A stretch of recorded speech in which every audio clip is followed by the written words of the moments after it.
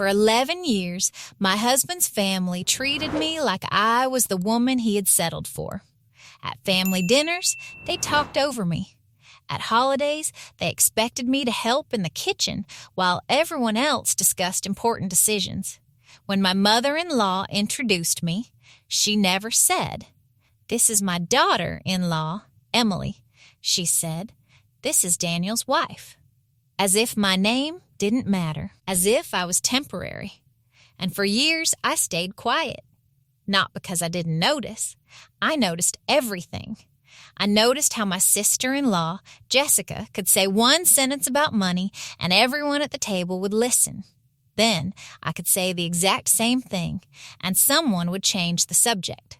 I noticed how my father-in-law asked Daniel for financial advice, even though Daniel openly admitted he hated dealing with numbers. And I noticed how Linda always smiled whenever someone mentioned my career. "Emily does some kind of finance work," she would say. Some kind. As if 11 years of education, experience, and hard work could be reduced to a vague little sentence. And I let her say it. I let all of them believe I was ordinary. Because there was something I wanted to know. Could they respect me without knowing how successful I was? For 11 years, I got my answer. No. Then, one Sunday night, my mother-in-law stood in the middle of her dining room and told me to remember my place. My husband heard her. My daughter heard her. Everyone heard her. And for the first time in 11 years, I stopped protecting the version of me they had invented. I opened my bag. I placed one document on the table. My father-in-law read the first page. Then he looked at me differently. My sister-in-law stopped smiling. My husband slowly turned toward me. And Linda went completely pale because the daughter-in-law they had spent years dismissing was the only person in that family who had discovered the truth about where their money was going. And before that night was over, they would finally learn something I had understood a long time ago. The people who underestimate you usually aren't seeing you at all. They're only seeing the version of you that makes them feel superior. But to understand why that document changed everything, you need to understand how long they had been wrong about me. My name is Emily Carter. I'm 30 years old, and I live outside Chicago with my husband, Daniel, and our 10-year-old daughter, Sophie. I met Daniel when I was 19. I was working 2 jobs and taking night classes. He was finishing college. His family looked at us and immediately decided I needed him more than he needed me. The first time I met Linda, she looked me up and down and asked, "So, Emily, what exactly are you planning to do with yourself?" I smiled. "I'm studying finance." She nodded. Then she said, "Oh, I thought you worked at a restaurant." "I do. And I study." She smiled. Well, everyone has to start somewhere. I should have understood her right then. But I was 19. I wanted my boyfriend's family to like me. So I tried harder. I brought desserts to every dinner. I remembered birthdays. I bought thoughtful gifts. I helped clean up after holidays. And every time I thought I had finally earned my place, they found a new way to remind me I hadn't. When Daniel and I got engaged, Linda cried. At first, I thought she was happy. Then she said, "I just always imagined Daniel would marry someone from a more established family." Daniel stood up immediately. "Mom," but I touched his arm. "Please," I whispered. "Not tonight." That became my pattern. "Please, not tonight. Not at Christmas. Not in front of the kids. Not at Sophie's birthday." For years, I kept waiting for the right moment to defend myself. The problem was when you keep postponing your boundaries, people start believing you don't have any. After Daniel and I got married, Linda's attitude didn't improve. It got worse. Because now I wasn't going away. I was family, at least legally, and that seemed to bother her. At dinners, Linda would ask Jessica about her career. Jessica was an interior designer. Everyone listened. Then Linda would look at me, And you're still doing that little finance thing? I always gave the same answer. Yes, I never corrected her. I never explained that after college I had joined a small financial consulting firm. I never told them I later became a partner. I never mentioned that my work involved reviewing complicated business structures and helping clients identify financial risks before they became disasters. Daniel knew, but we kept our professional lives private. And honestly, I wanted to believe his family could respect me without needing a number attached to my name. They couldn't. The worst part was that Sophie noticed. Children always notice what adults think they're hiding. One Christmas, Sophie asked me why Grandma Linda always asked Aunt Jessica for advice, but never me. I told her, some people are slow to see what's right in front of them.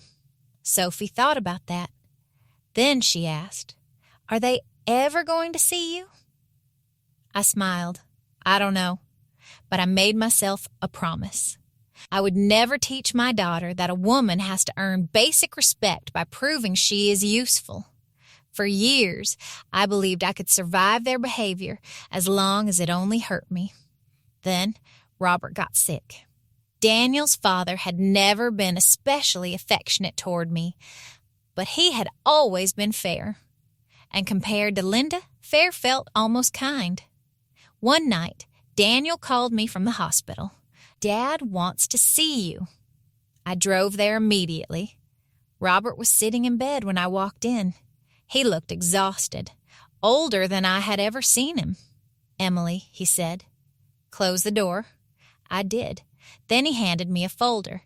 Inside were financial statements from the family's construction company. Robert had spent 35 years building that business. It was the reason his family lived comfortably. It was the reason Linda always spoke about our family name as if success had been passed down genetically. Robert looked at me.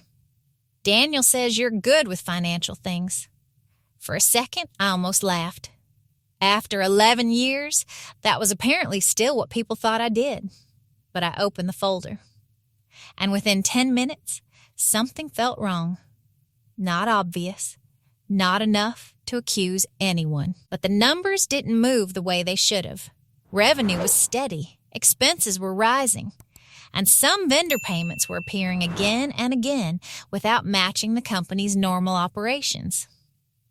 I looked at Robert. "Who has access to these accounts?" He hesitated. "Linda, Jessica, our accountant." I asked him one more question. "Has Jessica's spending changed recently?" Robert frowned. "Why?" I didn't answer. I went back to the documents. For the next 2 days, Robert legally authorized me to review more records. The deeper I looked, the worse it became. At first, the transfers were small, amounts easy to miss, then larger. Payments to vendors with vague descriptions. Invoices approved, but never properly documented. Money moving in patterns that looked designed to avoid attention. And one name kept appearing near the approval records. Jessica. I didn't want to believe it. Jessica was family. She was Sophie's aunt. But numbers don't care who you love. They tell the truth anyway. I showed Robert what I had found. He stared at the papers, then whispered, "No." I pointed to the dates. "I could be wrong. Are you?" "I don't know yet, but I'm sure enough not to ignore it." Robert hired an independent forensic accounting firm. He asked me to keep everything confidential until the investigation was complete. I agreed. Not even Daniel knew. And that secret became the new question I carried into every family gathering. Because while Linda continued making jokes about my little finance job, I knew something none of them did. Their family business was in danger, and the person responsible might be sitting at the same dinner table. 3 weeks later, Linda invited everyone to Sunday dinner. Jessica had an announcement. She was buying a new house, a huge house in an expensive Chicago suburb. Linda couldn't stop talking about it. My daughter has always known how to make something of herself. Jessica smiled. I sat quietly. Robert sat across from me. He barely touched his food. He knew the investigation was almost complete, and I knew he was waiting for answers. Linda looked at me. You know, Emily, Jessica was telling us about the renovation budget. Jessica laughed. It's getting expensive. Linda waved her hand. You understand budgets, right, Emily? Maybe Jessica can teach you something. A few people laughed. I didn't. I looked at Robert. He looked down. Then Linda continued. Actually, Emily, since we're talking about family responsibilities, I need to say something. Daniel put down his fork. What? Linda ignored him. For years, Daniel has allowed Emily to make decisions that should really be made by the family. I stared at her. She smiled. It means you need to remember your place. The room went silent. And then I saw Sophie. My 10-year-old daughter was watching me. Not scared, waiting. She had heard enough family dinners to know what this was. And suddenly, I remembered every time I had told myself to stay quiet. Please.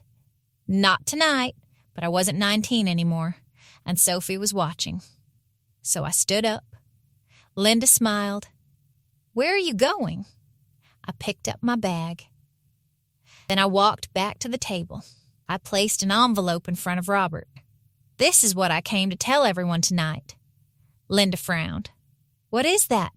Robert opened it. The forensic report. He read the first page. Then his hands began to shake. Jessica's smile disappeared.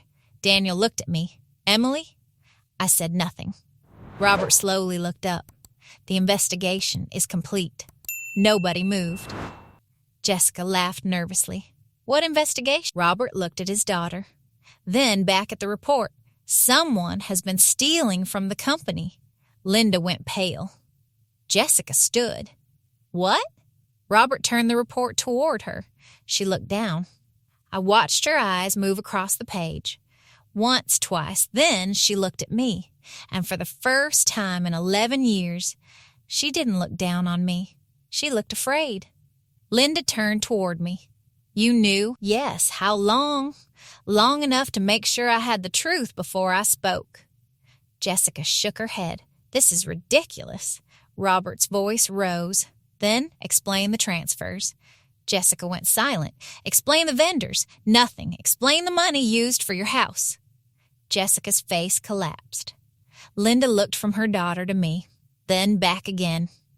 The report showed years of unauthorized transfers, fake invoices, personal expenses paid through company accounts, and part of the money had gone toward the down payment on Jessica's new house. The house Linda had spent the entire evening praising. Daniel stared at his sister. Sophie moved closer to me. I put my arm around her. Then, Linda looked at me. Her voice shook. You should have told us. For a second, I couldn't believe what I had heard. After 11 years, after every insult, every joke, every time she told me I didn't understand enough to have an opinion. That was what she said. You should have told us. I looked directly at her. For years, I tried to speak. Linda went quiet. Every time I did, you reminded me that my opinion didn't matter. Her face fell. I continued. You decided who I was before you ever knew me. Nobody interrupted. You measured me by my family background, by the jobs I worked when I was 19, by the clothes I wore when Daniel and I were starting out. Linda's eyes filled with tears, and all those years, while you were waiting for me to prove I was good enough for this family, you never once asked what I had actually built. Robert looked at me. Emily found it. I shook my head. The numbers found it. I just paid attention.